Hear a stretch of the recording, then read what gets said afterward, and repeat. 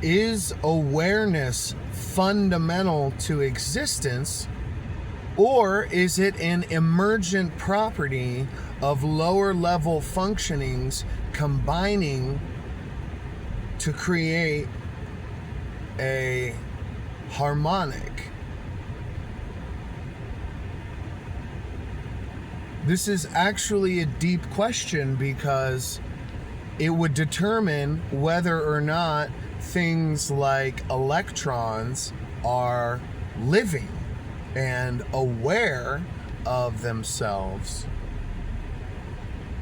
And it would determine whether or not the human body is a requirement for intelligence and awareness to exist within the human self.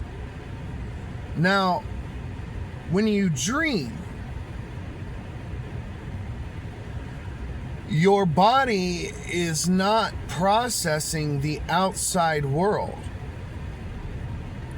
You understand what I'm saying? When you're dreaming and someone opens your eyelid and puts 3 fingers up, you're not going to dream about having 3 fingers held in front of your face. And so we have to look at where and what awareness actually is to answer this question, because you can't really look at brain development, let's say in humans, and then try to calculate, whether or not awareness is present beyond the brain, because the brain alone is not enough to explain awareness. Because you have brain dead people. You have people with brains who they're in comas, or they're, you know what I mean? And so maybe the way that the inner functionings of the communication systems within the brain work has something to do with this. But you have to look beyond brain development. You have to look at examples that are non-human. And a good place to start is with single-celled organisms. When you poke an amoeba, it responds. You know what I'm saying? When a slug crawls up to a wall, its brain tells it that's a wall. Crawl a different way. And a slug brain is in no way similar to a human brain. Look at a jellyfish. So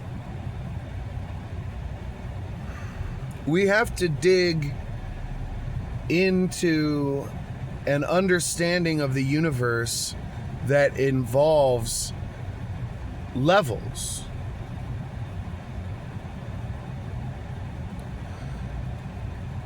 The universe as a whole, as in the way everything works everywhere in space, from 1 centimeter to 1 light year.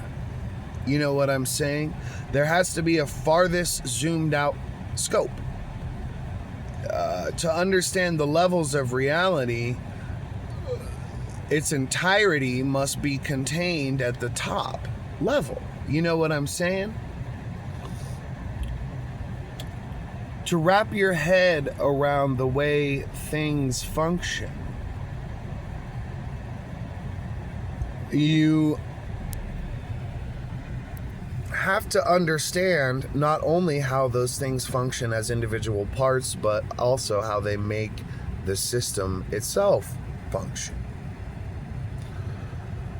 All right, so at the very smallest scale, what do you have? Fields, energy fields. And, you know, physics work in a different way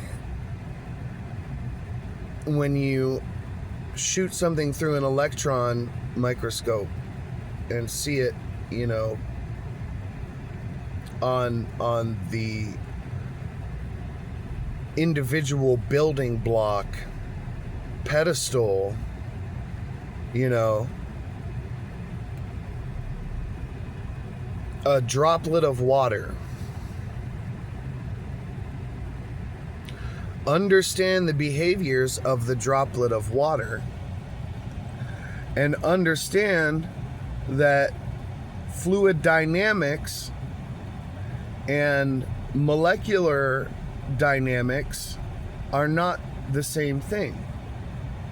A single drop of water does not function on the same principles as a cup of water.